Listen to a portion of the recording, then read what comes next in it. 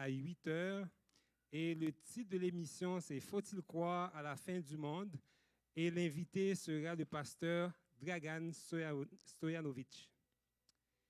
À 12h30, donc aujourd'hui, après le culte, on va avoir notre rencontre de prière. Donc, si vous voulez passer un moment en prière, donc on vous invite à être des nôtres. Donc, si vous avez des requêtes de prière que vous aimeriez présenter à Dieu, donc soyez des nôtres à compter de 12h30 ici dans la salle de culte pour ce temps de prière qui dure environ 30 à 40 minutes. On vous encourage aussi à continuer à prier pour nos amis qui sont malades, donc notre frère Jacques Crépel et aussi d'autres personnes. On vous invite aussi à prier pour les 8 personnes qui participent au programme Surmonter l'anxiété et la dépression. On vous rappelle qu'il y a des groupes qui se réunissent pendant la semaine, donc des groupes de partage, ce que nous appelons dans notre langage donc, les petits groupes de maison. Donc, il y en a dans plusieurs quartiers, soit sur l'île de Montréal, la rive nord, la rive sud. Si vous êtes intéressé, donc vous pouvez passer nous voir et on va vous donner les informations sur les groupes afin que vous puissiez déterminer quel groupe conviendrait le mieux à votre situation. Une annonce qui concerne les gens qui donnent leurs dîmes et leurs offrandes donc, en ligne, donc, sur le nouveau système. Si vous voulez avoir donc, vos reçus d'impôts pour l'année 2019, la date limite donc, pour avoir donc, vos reçus pour 2019 est le 30 novembre. Tous les dons qui vont être faits à partir du 1er décembre donc, vont être reportés sur le rapport de 2020. Donc, pour la déclaration de 2020, donc, si vous voulez avoir vos reçus pour 2019, donc, la date limite, c'est le 30 novembre. À partir du 1er décembre, vous faites vos dons donc, directement ici. En collaboration avec le centre, il est écrit, donc il va y avoir bientôt ici un programme donc, désigné Plan de 5 jours. C'est pour aider les personnes qui sont aux prises avec la cigarette. Donc, il va y avoir une soirée d'information d'ici 2 semaines. Donc, pour toute information, vous pouvez contacter les pasteurs Rémi Ballet et Claude Trépanier. À partir du 26 janvier 2020, il va y avoir un voyage humanitaire en Haïti. Et la personne responsable pour le centre, il est écrit, c'est Anne-Marie Tremblay.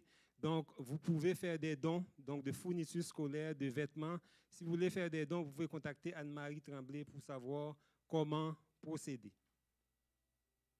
À 11h, on va avoir des classes pour nos enfants. Donc, à compter de 11h, vous pouvez diriger les enfants vers leurs classes respectives. Si vous avez un cellulaire qui peut sonner et distraire, on vous invite maintenant à le fermer. On n'aimerait pas être dérangé pendant le culte. Aujourd'hui, le culte sera animé par notre pasteur Claude Trépanier et il sera aussi le prédicateur du jour. Je vous invite à rester dans un moment de silence, un esprit de prière, juste avant le culte d'adoration. Que Dieu vous bénisse. Passez un bon sabbat.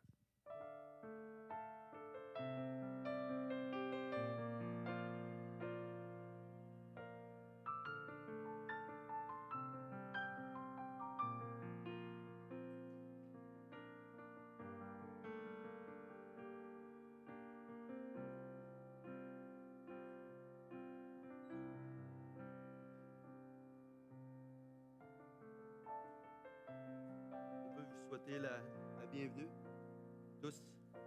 On vous remercie de l'invitation que vous avez reçue puis que vous êtes venus en grand nombre. Le Seigneur nous invite ce matin. Il nous invite à lui offrir un culte d'adoration. Le Seigneur nous invite à se recueillir avec lui et de recevoir parce qu'il nous connaît tous et chacun et il nous attendait. Il voulait nous parler. C'est ce matin que ça va se faire. J'aimerais ça qu'on puisse incliner la tête, juste demander au Seigneur de nous aider, de nous donner son Esprit Saint pour qu'on soit capable d'être à même de recevoir ce qu'il y a pour nous autres aujourd'hui. Prions.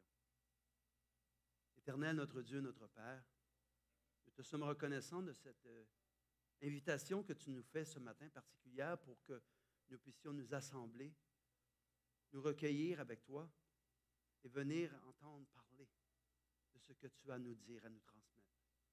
Seigneur, agis puissamment par ton Esprit Saint, que tes saints anges soient dans ce lieu également, afin que tout ce qui soit dit, tout ce qui soit fait, puisse t'honorer. C'est C'est à travers les mérites de Jésus, notre Seigneur, notre frère, qu'on te prie. Amen.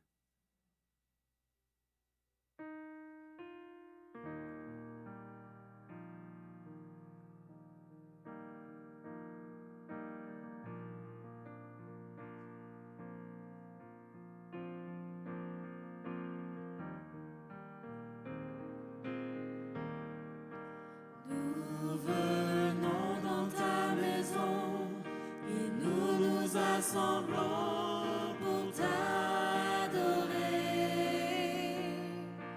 Nous venons dans ta maison et nous nous assemblons pour t'adorer. Nous venons dans ta maison et nous nous assemblons pour t'adorer, Jésus. T'adorer, te louer, Seigneur. Tu nous donnes ta justice et tu nous as franchis pour t'adorer. Tu nous donnes ta justice et tu nous as franchis pour t'adorer. Tu nous donnes ta justice et tu nous as franchis pour t'adorer, Jésus. T'adorer, te louer, Seigneur. Nous levons nos mains vers toi et nous te contemplons pour t'adorer. Nous levons nos mains vers toi et nous te contemplons pour t'adorer. Nous levons nos mains vers toi et nous te contemplons pour t'adorer, Jésus. T'adorer, te louer, Seigneur.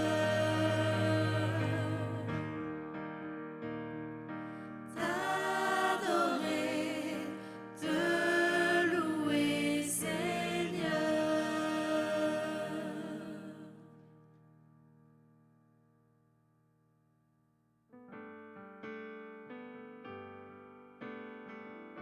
C'est auprès de Dieu. C'est auprès de Dieu où on se sent bien. C'est auprès de Dieu où on veut être. C'est auprès de Dieu que nous sommes le mieux. David disait mieux vaut une journée en tes parvis que 1000 ailleurs. C'est un matin qu'on est là pour être auprès de Dieu. C'est auprès de Dieu que je veux me tenir. Il est mon Seigneur, mon roi. C'est auprès de Dieu que je peux ressentir tout l'amour qu'il a pour moi. C'est auprès de Dieu que je voudrais grandir, entendre le son de sa voix. Je viens devant le trône, par ta grâce je me tiens. En ta présence je lève les yeux vers le lieu saint pour contempler ta face. Je veux rester près de toi.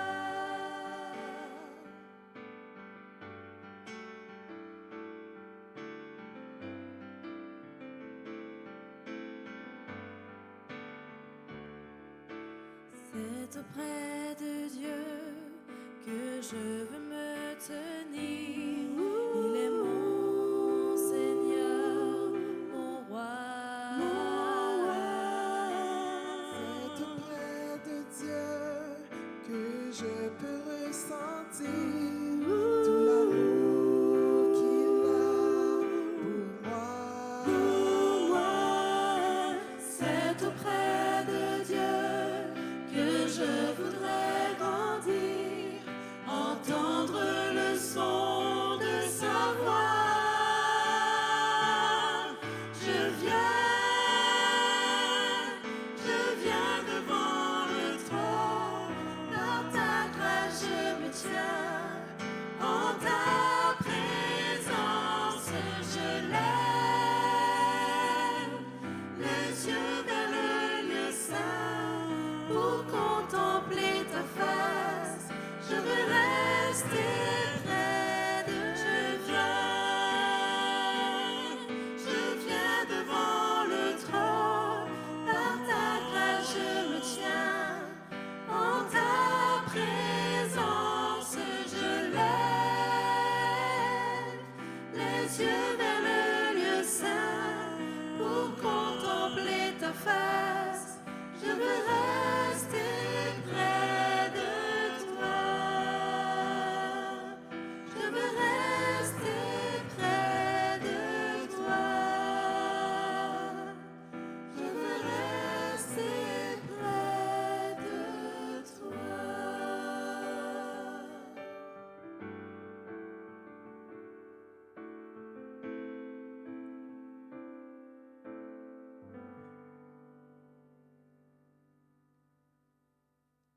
L'Assemblée peut s'asseoir.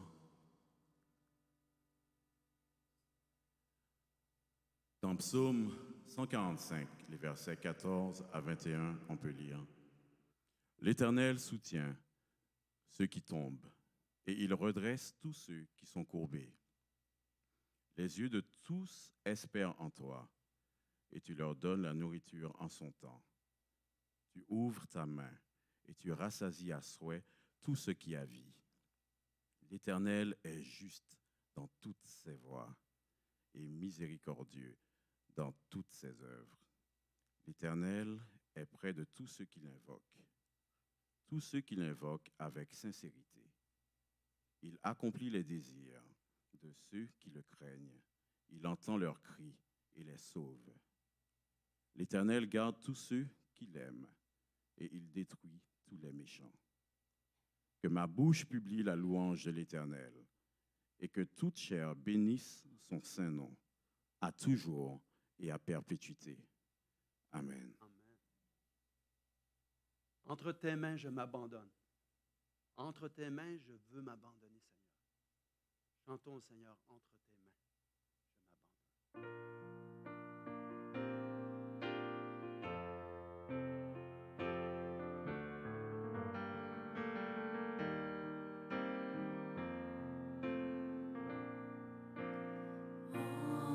Entre tes mains, j'abandonne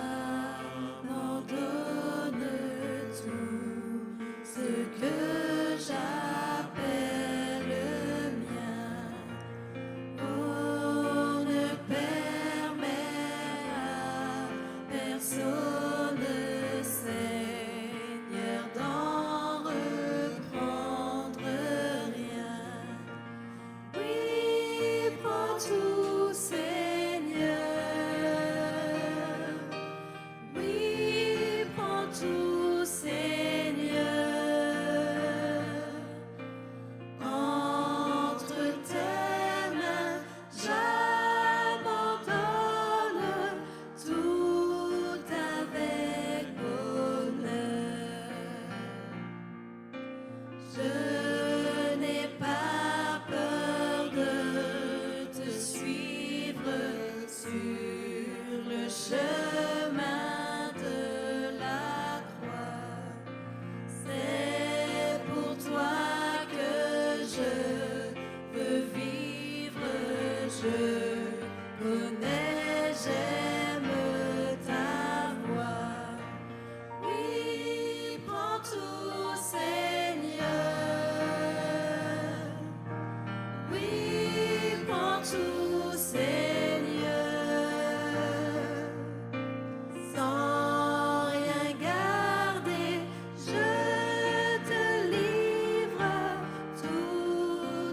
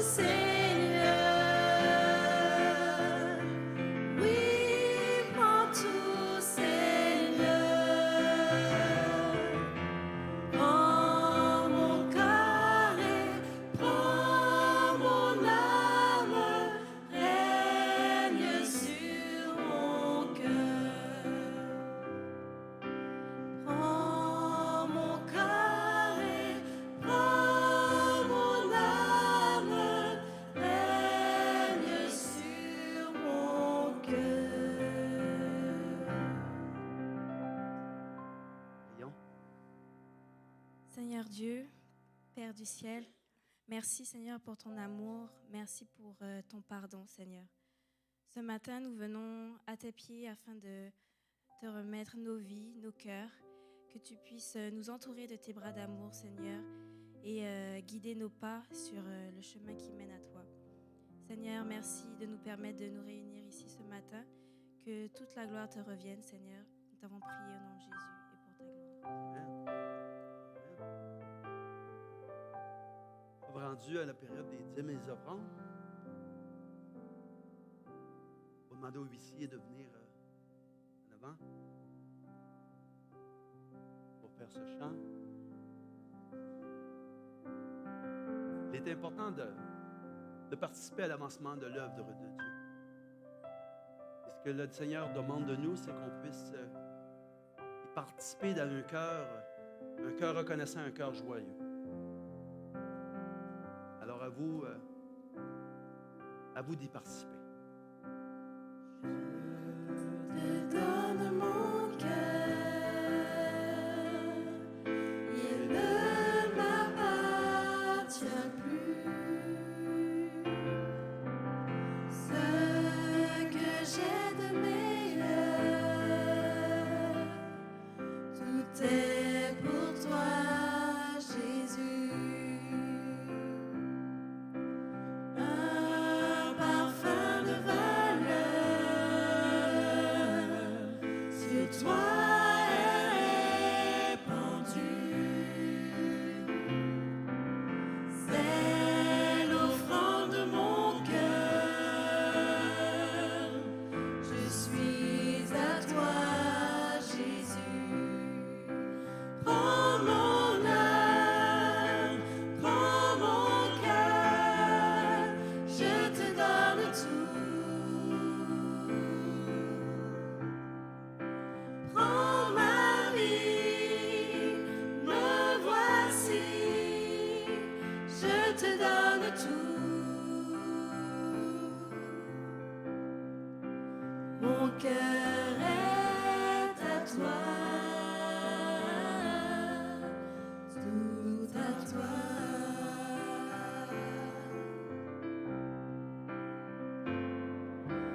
Je te donne mon cœur, il ne m'appartient plus. Ce que j'ai de meilleur, tout est pour toi, Jésus. Un parfum de valeur sur toi est répandu. C'est l'offrande de mon cœur. Je suis à toi, Jésus. Prends ma âme, prends mon cœur, je te donne tout. Prends ma vie, me voici, je te donne tout. Mon cœur est à toi, tout à toi. Prends mon âme, prends mon cœur, je te donne tout. Prends ma vie, me voici, je te donne tout. Mon cœur est à toi, tout à toi. Mon cœur est à toi, tout à toi.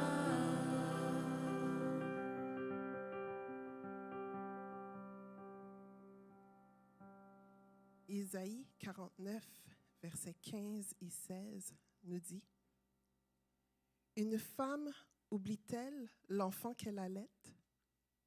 N'a-t-elle pas pitié du fruit de ses entrailles? Quand elle l'oublierait, moi, je ne t'oublierai point. Voici, je t'ai gravé sur mes mains. Tes murs sont toujours devant mes yeux.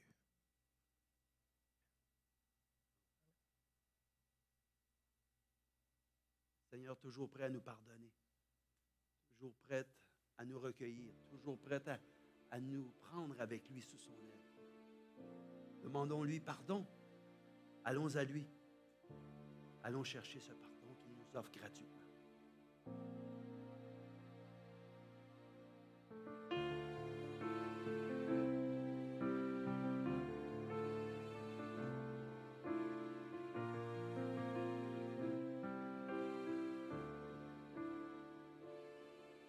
Pardon, Seigneur, pardon pour notre orgueil, nos résistances. Viens enlever nos suffisances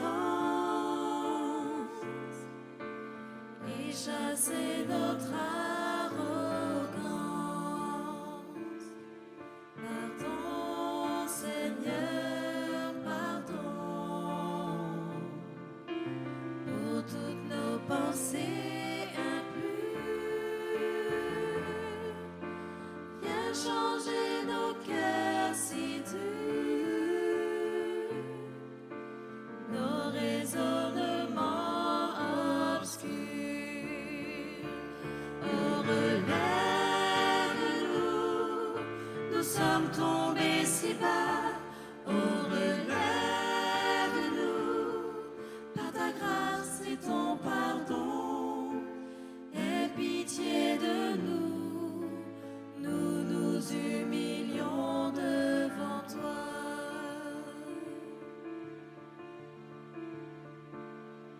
Pardon, Seigneur, pardon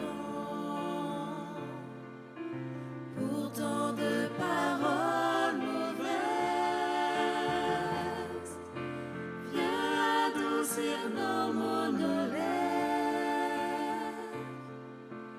et que nos querelles s'apaisent. Pardon, Seigneur, pardon de toujours garder rancune. Viens changer notre amertume, transformer notre attitude. Oh, relève-nous, nous sommes tombés si bas. Oh, relève-nous, par ta grâce et ton pardon. Aie pitié de nous, nous nous humilions devant toi. Oh, relève-nous, nous sommes tombés si bas. Oh, relève-nous, par ta grâce et ton pardon. Aie pitié de nous, nous nous humilions devant toi. Aie pitié de nous, nous nous humilions devant toi. Pardon, pardon, pardon.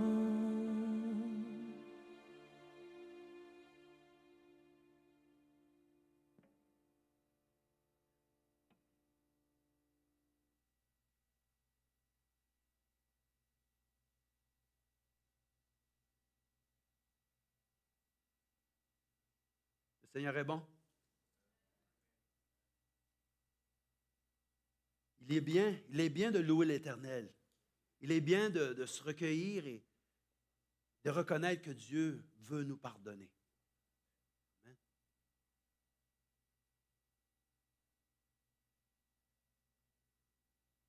Ce matin, le partage de la parole veut nous amener à réfléchir sur le pardon de Dieu. À quel point il veut nous pardonner et de la façon qu'il veut nous pardonner qui n'est pas la nôtre. L'Éternel nous pardonnera, il ne fera pas semblant. Il nous pardonne sans regarder en arrière, sans rancune. Vous connaissez l'expression « je pardonne, mais j'oublie pas ». Vous êtes d'accord avec moi? Je pardonne, mais je n'oublie pas. Ça, c'est humain, strictement humain. Je ne veux pas remettre en question cette réalité-là. Mais ce n'est pas la façon que Dieu fait les choses. On nous a lu tantôt une femme. Une femme oublie-t-elle l'enfant qu'elle allait? N'a-t-elle pas pitié du fruit de ses entrailles? Quand elle l'oublierait, moi, je ne t'oublierai point, dit l'Éternel. Je ne t'oublierai point parce que je t'ai gravé sur mes mains. Tes murs sont toujours devant mes yeux. Avez-vous déjà pensé à ça, que Ésaïe, le prophète, 800 ans avant Jésus vienne dans ce monde, avait déjà dit « Je t'ai gravé sur mes mains ». Lorsqu'on sera au ciel, il y a une chose qu'on va se souvenir. Une chose, une seule unique chose qu'on va se souvenir. Des choses qu'on a vécues ici. Ce sera lorsqu'on regardera les mains du Seigneur. Et qu'on verra que ces mains percées ont été percées pour nous qui sommes là, à nous réjouir avec lui pour l'éternité. Et j'aime bien cette métaphore qui nous fait réfléchir parce qu'on nous dit, en nous posant la question, une mère qui allaite son enfant pourrait-elle l'oublier? Et nous savons tous que la réponse est non. Mais il y a toujours quelqu'un pour nous dire, oui, mais j'en connais une qui, elle n'était pas bien, ça n'allait pas bien dans sa vie, puis elle a pris son enfant, elle l'a mis dans un petit panier, puis elle l'a laissé sur le côté d'une maison en espérant que quelqu'un viendrait le chercher. Ben, Dieu avait pensé même à cette madame-là. Il a dit, même si elle l'oublierait, moi, je ne t'oublierai pas. Ésaïe nous fait prendre conscience souvent qu'on essaie de ramener Dieu à notre niveau au lieu d'aller à son niveau. Vous comprenez ce que je veux dire? Il dit, mes pensées ne sont pas... Et mes quoi? Mes voix ne sont pas vos voix, dit l'Éternel. Autant les cieux sont élevés au-dessus de la terre, autant mes voix sont élevées au-dessus de vos voix. Donc, autrement dit, montez à mon niveau, faites-moi pas descendre au vôtre. Ramenez-moi pas à penser comme vous pensez. On voit que Jésus montre à ses disciples, mais surtout à qui? À Thomas, qui ne croyait pas. Regarde mes mains. Regarde mon côté. C'est moi. Je suis ressuscité. Ce qu'ils t'ont dit était vrai. Est-ce que vous croyez que Jésus est ressuscité? Est-ce que vous croyez que Jésus est à la droite du Père? Est-ce que vous croyez que Jésus intercède pour nous? Et est-ce que vous croyez que Jésus revient bientôt? Est-ce que vous l'attendez? Juste avant d'aller plus loin, on va demander au Seigneur de nous éclairer ce matin, de nous aider à comprendre la réalité de ce pardon-là qu'il nous offre à tous et chacun. Prions. Éternel, notre Dieu, notre Père, on veut te demander encore une fois de venir parmi nous et en nous par ton Esprit Saint.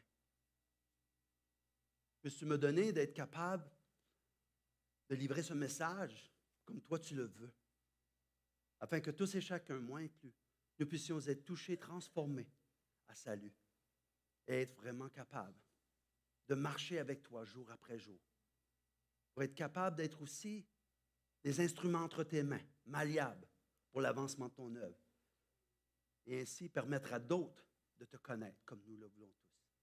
C'est en Jésus qu'on prie, et à lui seul soit l'honneur et la gloire. Amen.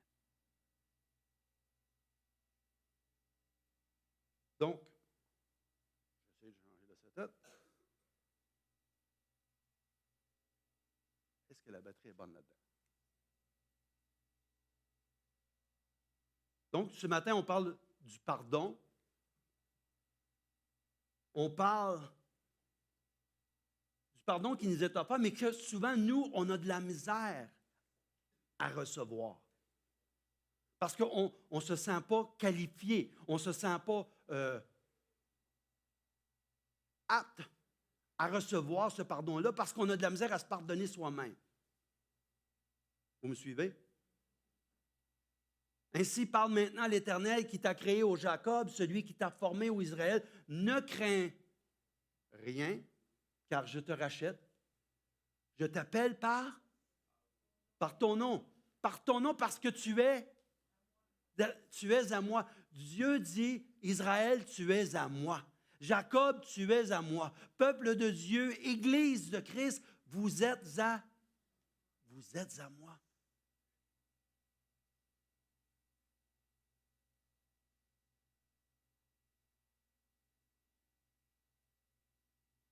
Merci.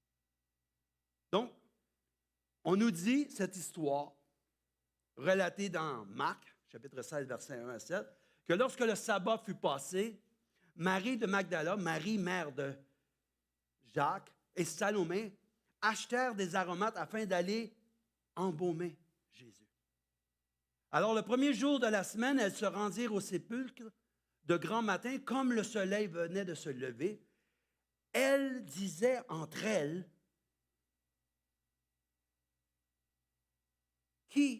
Qui va nous rouler la pierre loin de l'entrée du sépulcre pour qu'on aille embaumer notre maître? En chemin faisant, elle voyait des obstacles à ce qu'elle voulait faire pour le Seigneur. Est-ce que ça arrive des fois que vous voyez des obstacles à ce que vous voulez faire pour le Seigneur? Et une fois rendu là, qu'est-ce qui est arrivé? Et levant les yeux, elles aperçurent que quoi? Que la pierre elle était roulée loin du sépulcre. Elles entrèrent dans le sépulcre et virent là un jeune homme. Un jeune homme assis à droite, vêtu d'une robe blanche, et elles furent quoi? Elles furent épouvantées. Il leur dit, ne vous épouvantez pas. Vous cherchez Jésus de Nazareth qui a été crucifié. Il est maintenant ressuscité.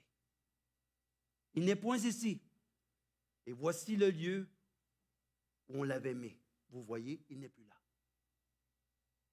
Mais, ça c'est comme le si. Si mon peuple sur qui est invoqué mon nom s'humilie, prie et cherche ma face, je le bénirai, je l'exaucerai. Mais le mais, c'est comme le si. Mais, et lorsqu'on dit mais ou qu'on dit si, c'est parce qu'il va y avoir quoi d'important qui va se dire. Il dit, mais allez dire à ses disciples allez dire à ses disciples et à Pierre. Pourquoi vous pensez que le Seigneur a dit à son ange, lorsque les femmes viendront, dis-leur que je vais les rencontrer, va dire ça à ses disciples et surtout Et pourquoi? Parce qu'il l'avait renié. Et parce qu'il l'avait renié, il avait pleuré amèrement. Il avait regretté son geste. Il avait revu toute sa vie quand il disait, eux autres, même s'ils te renieraient, moi, je ne te renierai pas. Moi, là, je suis plus fin que tous eux autres, plus tough que tous eux autres, meilleur que tous eux autres. Et lorsque la petite fille de 12 ans lui a dit, « Hey, je t'ai vu avec lui. » Non! Qu'est-ce que tu dis là? Imprécation. Il s'est mis à se fâcher. Je ne suis pas celui que tu penses. Et lorsque le coq a chanté, qu'est-ce qui est arrivé? Oh, une lumière s'est allumée. Je te l'avais dit. Il se met à regarder, puis là, il voit le Seigneur. Puis le Seigneur lui fait un signe en blanc dire, lâche pas. Lâche pas. J'ai essayé de te l'expliquer souvent, mais ça ne rentrait pas. Mais là, lâche pas.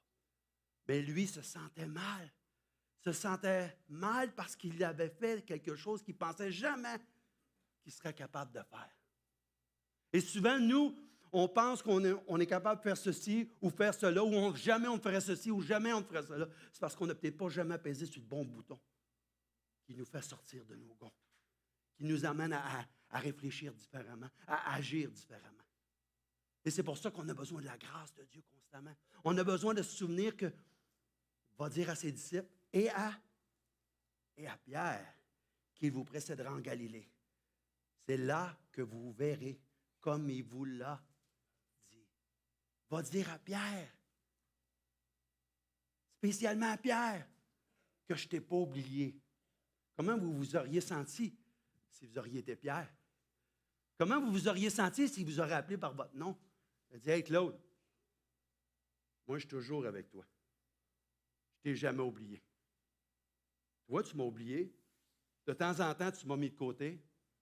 Très souvent, tu ne penses pas à moi. Lorsqu'à quelque part, il y a des mérites à recevoir, au lieu de me les remettre à moi, tu te les prends pour toi-même. Mais sache que moi, je t'aime pareil.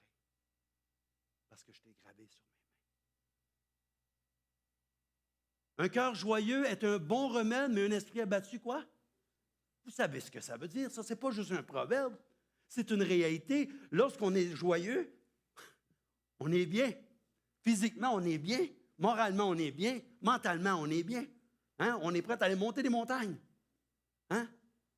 Le jeune homme, lorsque la jeune femme lui dit « Ouais, je pense que tu vas faire l'affaire. » Yes!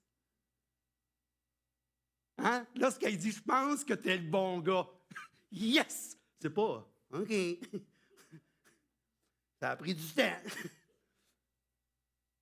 S'il était vraiment le bon gars, puis il voulait vraiment, puis que cette nouvelle-là le réjouit, il est content. On est d'accord? Proverbe 17, 22. On dit, tu m'as enlevé la paix dans Lamentation. C'est ce que Pierre ressentait. Tu m'as enlevé la paix, je ne connais plus le bonheur. Et j'ai dit, ma force est perdue, je n'ai plus d'espérance en l'Éternel. Quand je pense à ma détresse, à ma misère, à l'absinthe et au poison, quand mon âme s'en souvient, elle est abattue au-dedans de moi. Avez-vous déjà ressenti ça? Là où vous avez plus de porte de sortie. Là où vous pensez que vous vous en sortirez jamais. Là où vous pensez que vous n'avez fait trop. Que dans le fond, vous avez été trop loin. Vous avez dépassé la ligne qui fait que c'est le non-retour. Vous avez déjà pensé à ça? Est-ce que vous avez déjà eu ce sentiment-là? Regardez bien ce que Lamentation dit. Il dit, voici ce que je veux repasser en mon cœur. Ce qui me donnera de l'espérance. Les bontés de l'Éternel ne quoi? Ne sont pas épuisées. Elles ne sont pas épuisées parce que ses compassions ne sont pas à leur terme. Elles se renouvellent. Vous devriez être joyeux juste de le lire. Elles se renouvellent à chaque matin. Oh, que ta fidélité est grande, nous dit le texte. L'Éternel est mon partage, dit mon âme. C'est pourquoi je veux espérer en lui. L'Éternel a de la bonté pour qui espère en lui. Pour qui espère en lui, l'Éternel a de la bonté. Pour l'âme qui quoi? L'âme qui le cherche. Il est bon d'attendre en silence le secours de l'Éternel. Vous connaissiez ces textes dans Lamentation? Hein? On regarde Lamentation, oh, ça c'est Jérémie, il doit être encore en train de se lamenter. Ben, ça le dit, Lamentation de Jérémie. Fait que, moi, je ne veux pas lire ça, je veux lire des paroles encourageantes. Chapitre 3, verset 20 à 26. Voici ce que je veux me repasser en mon cœur, ce qui me donnera de l'espérance. Les bontés de l'Éternel ne sont pas épuisées et ses compassions ne sont pas à leur terme. Elles se renouvellent à chaque matin. Ça veut dire qu'à chaque matin, Dieu est prêt à vous pardonner. À chaque matin, Dieu est prêt à vous bénir. À chaque matin, Dieu est prêt à vous donner une certaine gloire, de sa gloire, pour vous emmener justement à être comme lui. Il veut vous donner son Esprit Saint. Il veut vous donner une transformation. Et savez-vous quoi? À chaque matin, il veut le faire. Un cœur joyeux est un bon remède, mais un esprit abattu, quoi? Dessèche les eaux. L'âme qui pêche, c'est celle qui mourra. Le fils ne portera pas l'iniquité de son père et le père ne portera pas l'iniquité de son fils. C'est clair? Est-ce que c'est clair? La justice du juste sera lui et la méchanceté du méchant sera sur lui. En fin de compte, ce que ça veut dire, c'est que chaque personne va répondre pour elle-même. Mes fils ne peuvent pas surfer sur ma foi. Vous êtes d'accord? Ma foi, c'est ma foi. Eux, il faut qu'ils aient leur foi. Leur relation avec Dieu, il faut qu'elle soit ce qu'elle devrait être, comme moi, la mienne devrait être. Et si moi, je me détourne de la vérité, est-ce que ça condamne mes fils pour autant? Non. Et si mes fils, eux autres, ils prennent le mauvais chemin, est-ce que ça me condamne moi? À chaque personne de passer devant le tribunal de Christ et d'être prêt à rendre des comptes pour lui-même. Pourquoi je vous dis ça? Vous savez, la parole de Dieu, ces choses ont été écrites pour nous qui sommes parvenus à la fin des temps, pour notre instruction à nous. Ce qui est écrit dans la parole de Dieu, c'est pour nous mettre en garde, pour nous instruire, mais aussi pour nous encourager, pour nous dire, lâche pas. Il y a d'autres qui ont passé là aussi. Voici ce qui est arrivé. Quand Pierre est tombé, Jésus s'est même souvenu de lui. Il a dit, va dire à mes disciples et à Pierre. Lorsque Manassé, qui avait 12 ans, est devenu un roi, il régna sur Jérusalem pendant 55 ans. 55 ans à Jérusalem, il régna de 12 ans à 67 ans. Et là, la parole de Dieu nous dit, il fit ce qui est quoi? Ce qui est mal aux yeux de l'Éternel en imitant les pratiques abominables. Des quoi? Des nations que l'Éternel avait dépossédées devant les Israélites.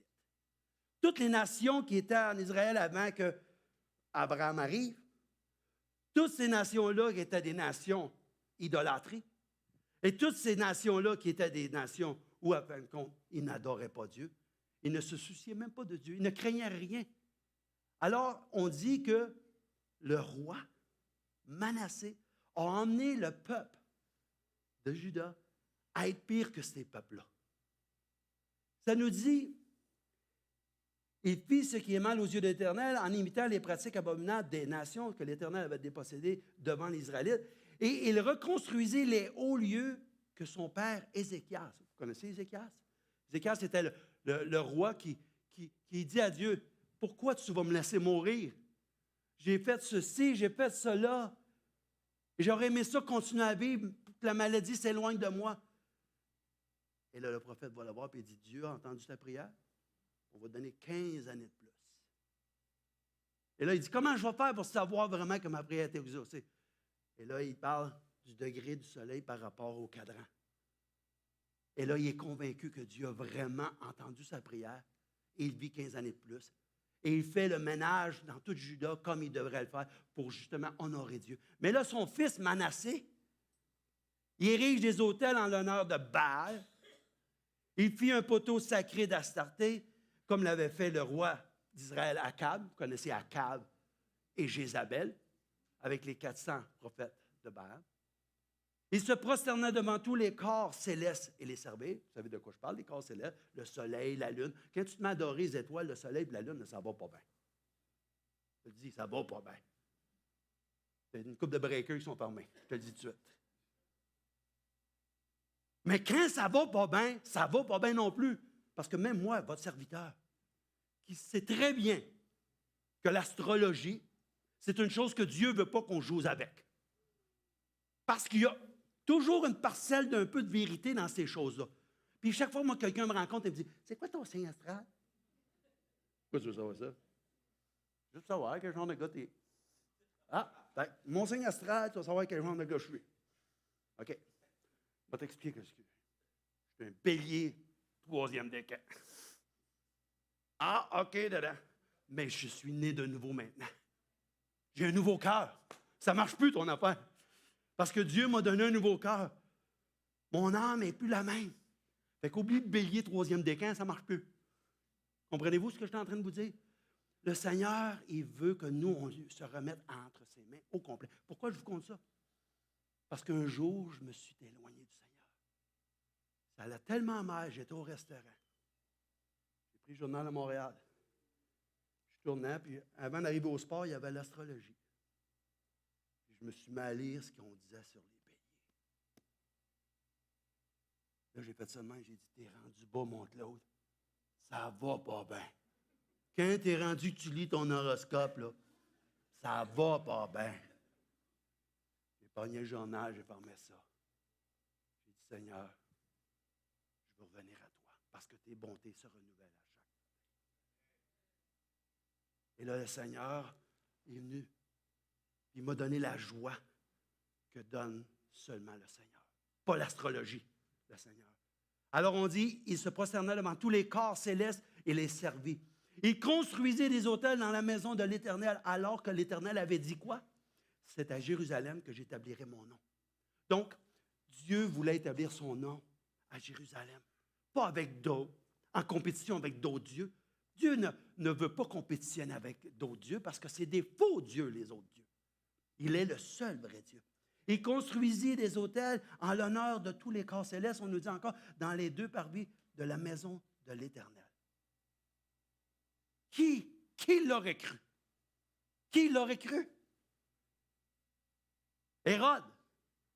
Qu'est-ce qu'a fait Hérode? Il a fait tuer tous les enfants en bas de 2 ans. On est-tu d'accord? Qui aurait cru que quelqu'un peut faire ça? Qui aurait cru que Néron aurait fait tuer les chrétiens dans une arène pour justement animer son peuple, les Romains? Qui aurait cru qu'Hitler aurait tué 6 millions de Juifs? Hein? On dit, ça n'a pas d'allure. Oui, c'est vrai que ça n'a pas d'allure.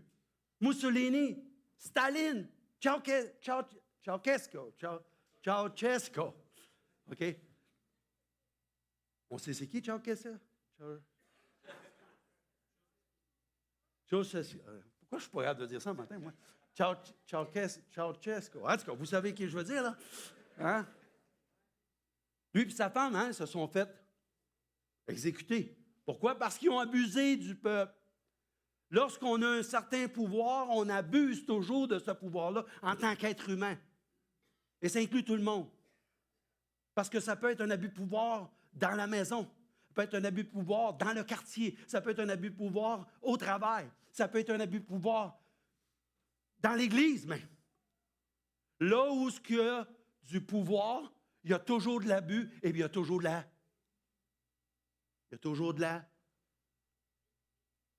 La bisbille, oui, il y a de la persécution. Hein? On se met à persécuter un, puis on se met à persécuter l'autre, parce qu'il ne dit pas comme nous, il ne pense pas comme nous, puis il n'écoute pas ce qu'on lui dit. Mao Zedong, hein, c'est... Puis il y en a eu bien d'autres. On nous dit que Manassé fit passer son fils par le feu. Avez-vous déjà pensé à ça? J'ai 6 petits-enfants, moi. C'est pareil, si je dirais à Jake, hey, regarde, t'en as 3, là, on va prendre Paul le dernier. On va le sacrifier. Prends un couteau, on va sacrifier ton fils. Qu'est-ce qu'il dirait, mon garçon? Je vais prendre mon gars, mon père. Puis, viens plus chez nous. Comprenez-vous? Mais là, Manassé prend son propre fils, puis il le sacrifie. Il pratiqua la divination et l'occultisme. Vous savez de quoi je parle? Il mit en place des gens capables d'invoquer les esprits et des spirites. Il fit de plus en plus ce qui est mal aux yeux de l'Éternel, provoquant ainsi sa colère. Et lorsqu'on provoque la colère de Dieu, regardez ce qui arrive. Il mit les statues d'Astarté qu'il avait fabriquées dans le temple, alors que l'Éternel avait dit à David et à son fils Salomon, c'est dans cette maison, en parlant du temple, et c'est à Jérusalem que j'ai choisi parmi toutes les tribus d'Israël que je veux, l'Éternel, établir mon nom. Je ne ferai plus errer les pas des Israélites loin du territoire que j'ai donné à leurs ancêtres, à condition seulement qu'ils veuillent à mettre en pratique tous les commandements que je leur ai donnés et toutes les lois. Mais, encore une fois, il y a un mais. Qu'est-ce qui est arrivé? Mais les Israélites n'écoutèrent pas. Et Manassé, qu'est-ce qu'il a fait? Il les a égarés à un tel point qu'ils firent le mal de plus en plus et que les nations que l'Éternel avait détruites avant eux. Il a fait plus de mal dans son règne que les nations avaient fait avant qu'il puisse rentrer en la terre promise. Là, quand tu dis là, que Manassé, 55 ans, a régné, son père était Ézéchias, il avait connu le Seigneur, il avait grandi avec ce que le Seigneur avait fait pour sa famille et pour ses ancêtres. Là, tu dis, là, il était trop loin. Ça n'a pas d'allure. Est-ce que le Seigneur va vraiment pardonner cet homme-là? Jérémie nous dit dans Jérémie 33, verset 11. Dis-leur, je suis vivant, dit le Seigneur, l'Éternel, ce que je désire. Dieu, ce qu'il désire, ce n'est pas que le méchant meure. C'est qu'il change de conduite et qu'il vive. Revenez, revenez de votre mauvaise vie ou de mauvaise voie. Et pourquoi mourriez-vous, maison d'Israël? C'est ce que le prophète a dit au peuple d'Israël. Pourquoi mourriez-vous? Pourquoi ne pas revenir? Revenir de tout votre cœur. Mais Manassé fut cause que Juda et les habitants de Jérusalem s'égarèrent et firent le mal, plus que les nations que l'Éternel avait détruites devant les enfants d'Israël. L'Éternel parla à Manassé et à son peuple. Et quoi? Ils n'y firent point attention. Alors l'Éternel fit venir contre eux les chefs des armées du roi d'Assyrie, qui saisirent Manassé et le mirent dans les fers. Ils le lièrent avec des chaînes d'airain et le menèrent à Babylone. Chaque fois, vous regardez dans la parole de Dieu que le peuple d'Israël est béni par Dieu, à un moment donné, ils se détournent de Dieu, ils pensent qu'ils sont parvenus, que maintenant, ils n'ont plus besoin de Dieu. Et là, Dieu, quand il les voit aller comme ça, il fait en sorte qu'il y ait un peuple qui vienne les persécuter pour qu'ils se retournent encore vers Dieu. C'est incroyable. Un grand philosophe un jour a dit, l'être humain est semblable à un homme ayant une roche dans sa main, descendant la rue, avec sa roche, s'en donnait des coups sur la tête. Quelqu'un l'interpelle, lui demande, pourquoi tu te donnes des coups sur la tête avec une roche? Ah, il dit, quand j'arrête, ça me fait du bien. Avez-vous bien compris ce que j'ai dit? Avez-vous bien compris ce que j'ai dit? C'est pour tous les êtres humains qui sont ici. À moins que vous ne soyez pas un être humain, c'est correct, ça ne vous regarde pas. Mais si vous êtes un être humain, dites-vous que ce qu'il a dit, ce monsieur-là, c'est pas mal proche de la vérité.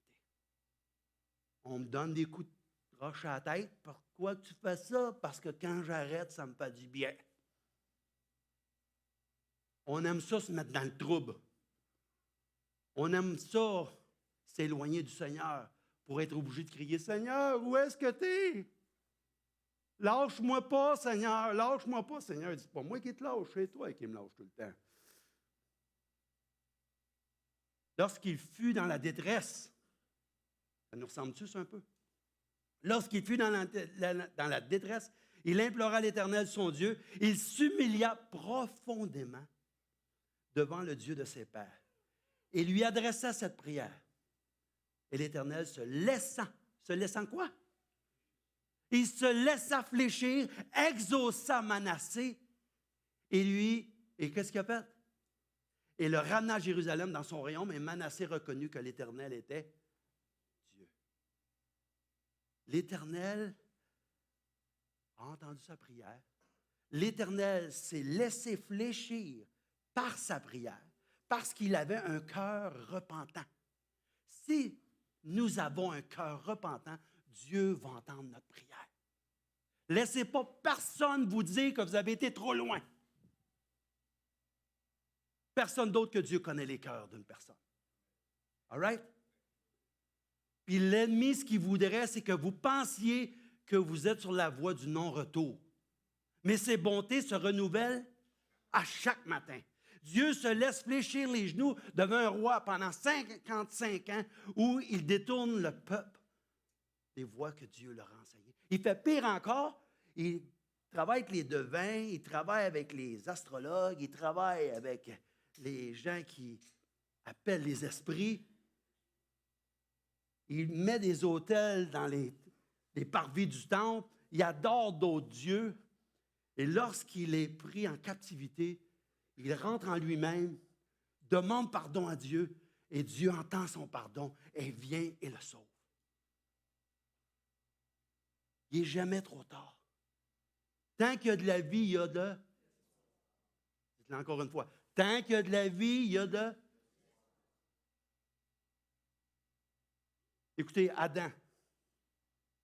Est-ce que Adam a péché? Est-ce que Jacob a péché? Est-ce que Moïse a péché? Est-ce que Myriam, sa sœur, a péché? Est-ce que David a péché? Est-ce que Samson a péché? Est-ce que Pierre a péché? Est-ce que Paul a péché? Est-ce que j'ai péché? Est-ce que vous avez péché? Le Seigneur nous dit, car je connais les projets que j'ai formés sur vous, dit l'Éternel. Projet de paix et non de malheur, afin de vous donner un avenir et de l'espérance. Vous m'invoquerez, dit-il, et vous partirez.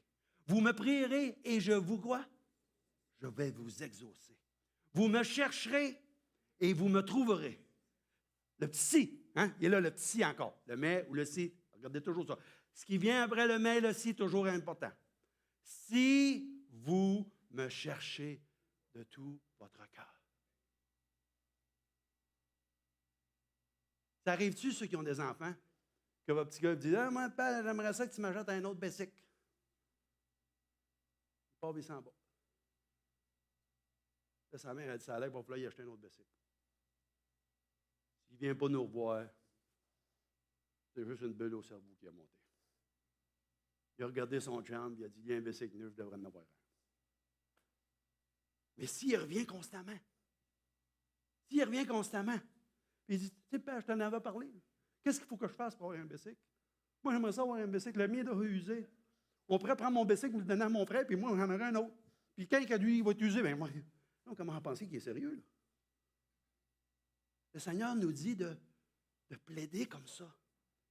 Est-ce qu'on est vraiment sérieux avec le Seigneur? Est-ce qu'on veut vraiment qu'il change notre vie? Est-ce qu'on veut vraiment qu'il vienne habiter dans notre cœur? Est-ce qu'on veut vraiment qu'il prenne possession de notre âme?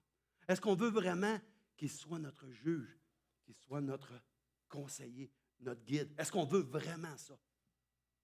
Je vais vous dire de quoi qu'on ne vous a peut-être jamais dit. Si ça ne vous tente pas, dites-lui que ça ne vous tente pas, puis dites-lui que vous voulez que ça vous tente. On comprend-tu ce que je suis en train de dire là? Des fois, là, je dis au Seigneur, là, sais-tu quoi? Ça ne me tente pas. Pantoute. Pantoute. Mais toi, fais que ça me tente. Donne-moi l'énergie. Donne-moi la volonté. Donne-moi le faire. Parce qu'à quelque part, la parole de Dieu me dit, il vous donnera la volonté, le vouloir et le faire. Fait que je me repose sur la parole et je prends Dieu au mot et je lui dis, donne-moi tout ce dont j'ai besoin. Le soir arrive, je suis là, je ris tout seul. Je n'ai même pas me lever un matin. J'ai fait ça. Juste parce que j'ai fait cette petite prière-là. Je regarde le Seigneur et je fais un clin d'œil. Je dis merci beaucoup. Vraiment, là, tu ne manques jamais à l'appel. Le Seigneur est toujours prêt à faire la différence. Si vous me cherchez de tout votre cœur. David était un homme comme nous. Un homme comme nous, oui ou non? La parole de Dieu me dit dans 1 Roi 15, verset 5. Lisez le texte. Ferez comme moi, mais vous ayez fini de le lire. Quand j'ai fini de lire ce texte-là, j'ai fait « Wow! Un instant! »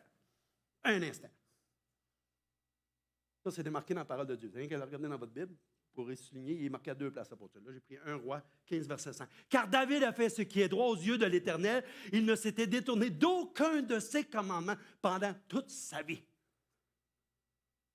Sauf une fois. Sauf une fois.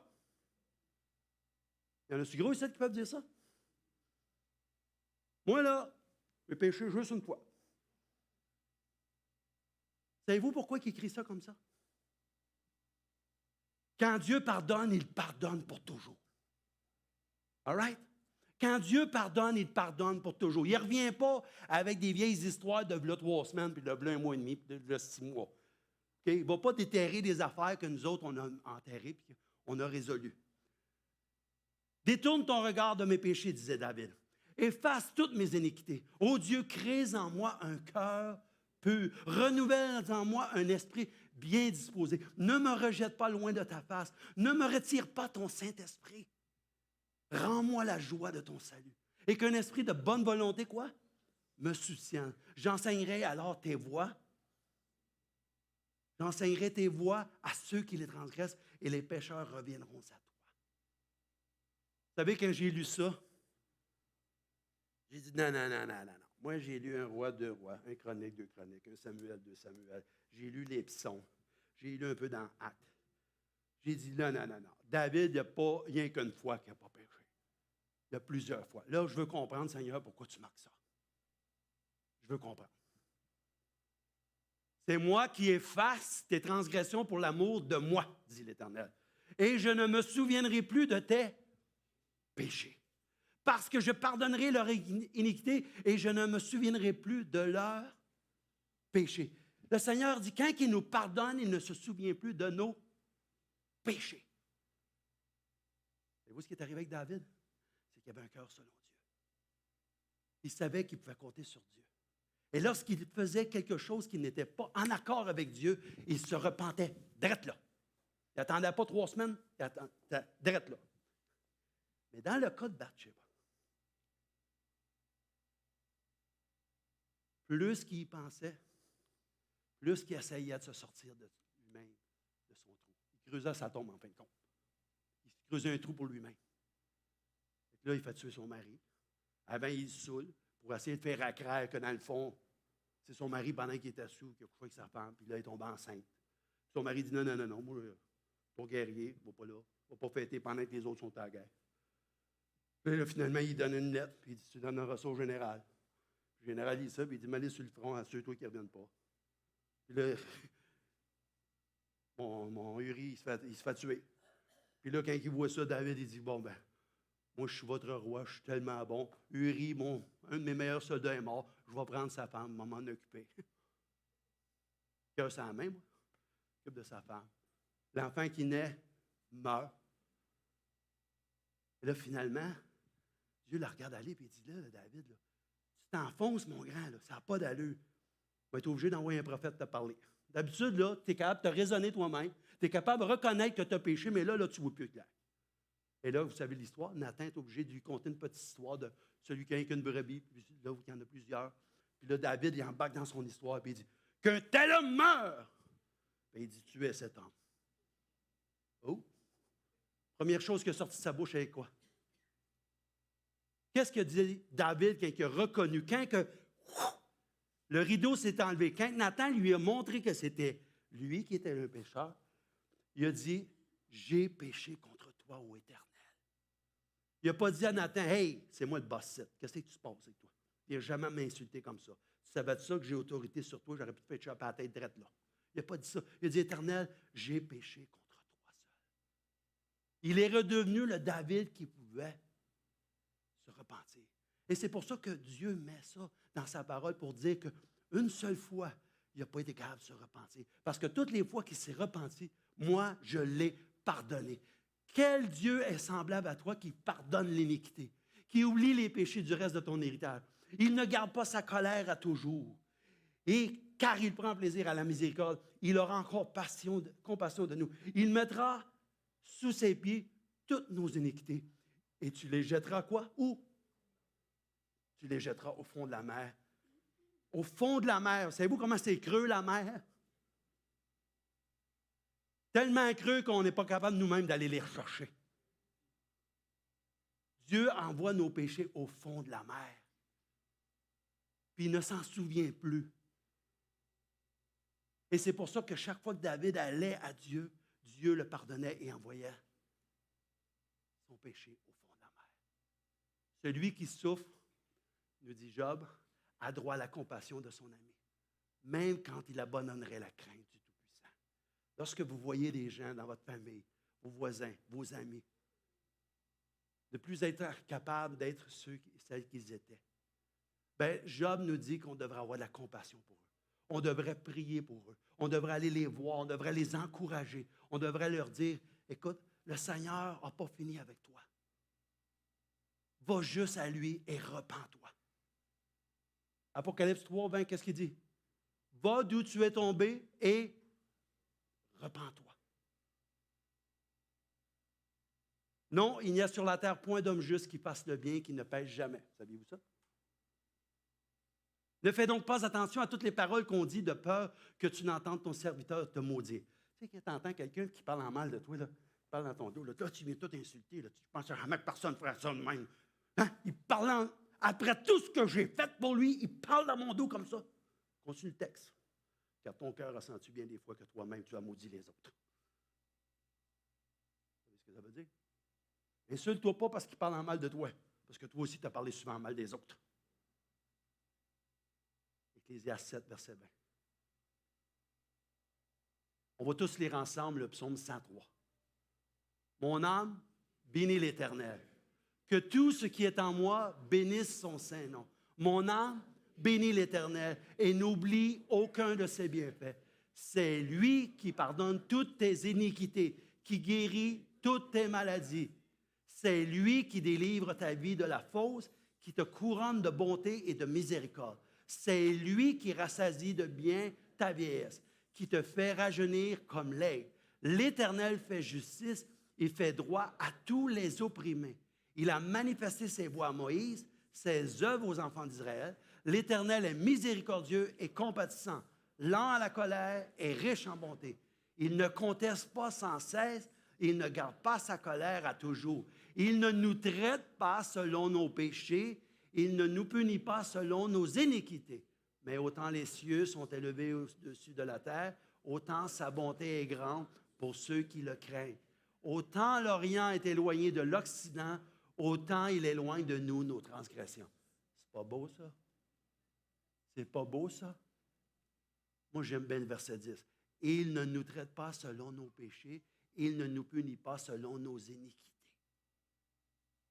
Il ne dit pas, ah, ce que tu viens de faire là, ça, c'est 2,5. 2,5, mon grand, ça va pas bien. Tu vas être pendant 3 semaines sans me parler. Puis tu vas voir comment c'est quand je ne suis pas là pendant 3 semaines. C'est pour ça que David disait, ne me retire pas ton Esprit Saint. Parce qu'il savait que l'Esprit de Dieu lui donnait la paix, la joie, l'assurance. Que devons-nous faire? Seigneur, que devons-nous faire? Jésus dit, venez à moi, vous tous qui êtes fatigués et chargés, et je vous donnerai quoi? Je vous donnerai du repos. Il faut aller à Jésus. Il faut aller à lui. Il faut lire la parole de Dieu. Il faut connaître ces textes-là pour que le Saint-Esprit nous les rappelle. Lorsqu'on va être sur le bord du gouffre, il faut qu'il nous prenne par les bretelles et nous dise, hey, t'en vas là, toi. Et puis toi, on a relation ensemble. C'est pas parce que il y a un petit problème ici là, que finalement, moi et toi, c'est fini. Là. Je t'ai gravé sur mes mains, mon grand. Je veux t'avoir avec moi pour l'éternité. Tu t'es trompé, on se trompe. Moi, je ne me trompe pas, mais toi, tu te trompes. Mais je sais de quoi tu es fait. Puis je sais ce que j'ai fait pour toi. Puis je sais que je veux que tu sois avec moi. L'abandonne pas, lâche pas. Continue. On va finir avec ça. Du fond de l'abîme, disait David, je t'invoque, ô Éternel. Seigneur, écoute ma voix et que tes oreilles soient attentives à la voix de mes supplications. Si tu gardais le souvenir des iniquités, Éternel Seigneur, qui pourrait subsister?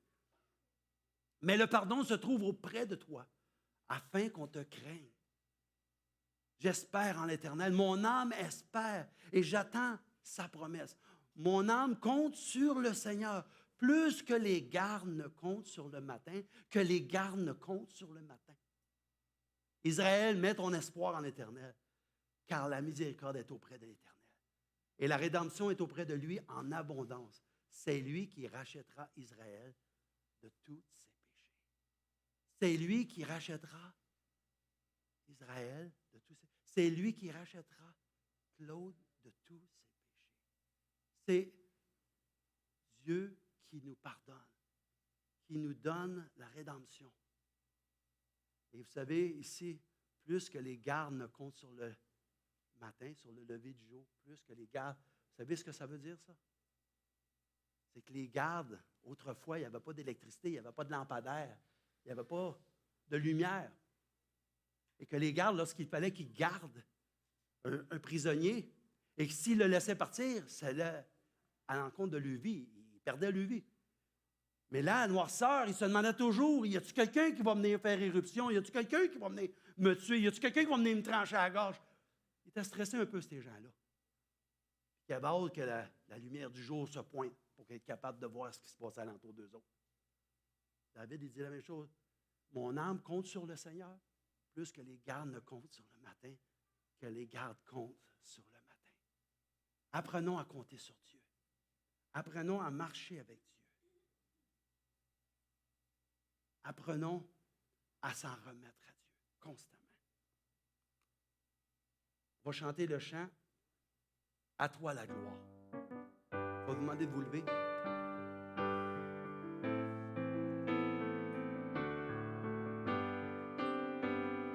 À toi la gloire, ô mon céleste Père, qui dans l'abîme où j'étais loin de toi, viens par Jésus m'inonder de lumière et de l'esclave un beau jour faire un roi. Amour sublime de l'Éternel, pardon de crime, c'est le grand message du ciel. Oh quel amour insondable, divin sauveur t'a fait descendre en moi, blasphémateur indigne, misérable, à ton seul nom je frissonnais des fois. Amour sublime de l'Éternel, pardon du crime, c'est le grand message du ciel. À toi ce cœur, ce pauvre cœur qui t'aime, à toi ma vie, ô toi qui m'as sauvé, humble fleuron à ton pur diadème, je suis à toi car ton sang m'a lavé. Amour sublime de l'Éternel, pardon du crime, c'est le grand message du ciel. Garde mon Dieu, protège ta conquête, trop faible hélas pour combattre sans toi, et que bientôt dans l'éternelle fête, avec les tiens je contemple mon roi. Amour sublime de l'Éternel, pardon du crime, c'est le grand message du ciel. Amour sublime de l'Éternel, pardon du crime, c'est le grand message du ciel. On va prier. Mais avant de prier, j'aimerais ça vous lire Michée, chapitre 7, verset 7. Chapitre 7, verset 7 dit « Pour moi, je regarderai vers l'Éternel. Je mettrai mon espérance dans le Dieu de mon salut. Mon Dieu m'exaucera. » Mon Dieu m'exaucera parce que je mettrai mon espérance dans le Dieu de mon salut. Mettons notre espérance dans notre Dieu parce que ce ne sera pas en vain. Prions. Seigneur, on veut te dire à quel point on apprécie cette réalité que tu es toujours prêt à nous pardonner. Puisses-tu nous apprendre à venir à toi, au trône de ta grâce, à venir avec un cœur repentant et se reconnaître comme étant pécheur. Se reconnaître comme étant aussi également tes enfants rachetés à travers les mérites de Jésus. Seigneur, apprends-nous à vivre comme lui. À vivre comme lui afin de l'honorer en toutes choses. Seigneur, merci pour sa vie, pour sa mort, pour sa résurrection. Merci parce qu'il intercède pour nous auprès de toi. Et c'est en son nom qu'on te prie. Amen.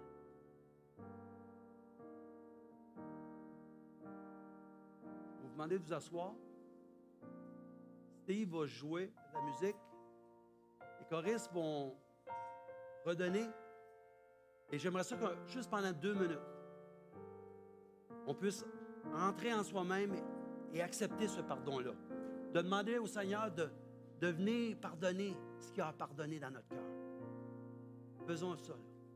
Et après ça, Lorsque les choristes vont se mettre à chanter, les diacres vont venir en avant et vont vous demander de sortir un enfant. Amen. Recueillons-nous.